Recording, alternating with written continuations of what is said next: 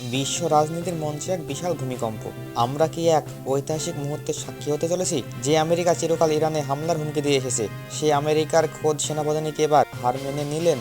আন্তর্জাতিক প্রভাবশালী গণমাধ্যম দ্য ওয়াশিংটন পোস্টের সাম্প্রতিক এক রিপোর্টে এক বিস্ফোরক তথ্য ফাঁস হয়েছে।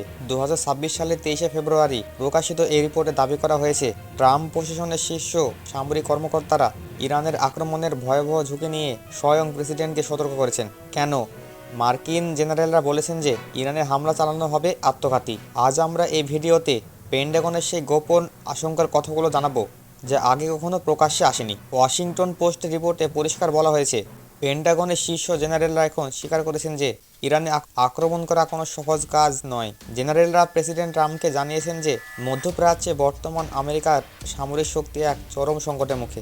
রিপোর্টে দাবি করা হয়েছে, দীর্ঘমেয়াদী যুদ্ধের জন্য প্রয়োজনীয় গোলাবারুদ এবং সামরিক সরঞ্জামের এক বিশাল ঘাটতি দেখা দিয়েছে।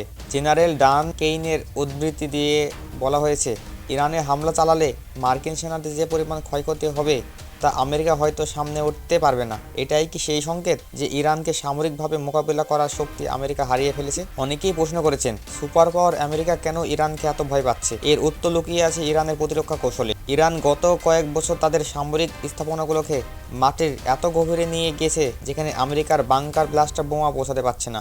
এর উপর যোগ হয়েছে ইরানের অত্যাধিক ড্রোন এবং হাইপারসনিক মিসাইল প্রযুক্তি।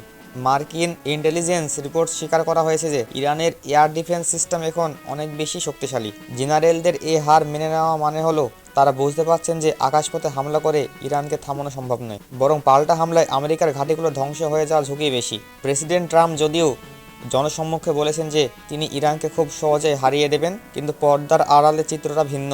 ওয়াশিংটন পোস্টে জানাচ্ছে, সামরিক বাহিনীর পেশাদার অফিসার এখন প্রেসিডেন্টের এই সিদ্ধান্তের বিরোধিতা করছেন। তারা মনে করছেন কোনো প্রস্তুতি ছাড়া ইরানে যাওয়া মানে হলো হাজার হাজার মার্কিন সেনা জীবন বিপন্ন করা। একদিকে মিত্র দেশগুলোর সমর্থনের অভাব, অন্যদিকে নিজের সেনাবাহিনীর ভিতরে অসন্তোষ, সব মিলিয়ে ট্রাম্প প্রশাসন এখন এক বড় দেওয়ালের সামনে এসে দাঁড়িয়েছে। আন্তর্জাতিক বিশ্লেষকরা এই পরিস্থিতিকে অবহিত করেছেন মহোন্নতি শিকার হিসাবে। ওয়াশিংটন পোস্টের এই রিপোর্টে কি প্রমাণ করে যে বিশ্বশক্তির ভারসাম্য এখন বদলে যাচ্ছে? আমেরিকা কি আসলে ইরানের সামনে নীতি স্বীকার করতে বাধ্য হয়েছে? আপনার কি মনে হয় আমেরিকা এই অভ্যন্তরীণ সংঘাত কি মধ্যপ্রাচ্যে এক নতুন ভোরের ইঙ্গিত দিচ্ছে? আপনার মূল্যবান মতামত আমাদের কমেন্টে জানান। ভিডিওটি ভালো লাগলে শেয়ার করুন এবং পরবর্তী ইনফরমেটিভ খবরের জন্য আমাদের সাথে থাকুন। আল্লাহ হাফেজ।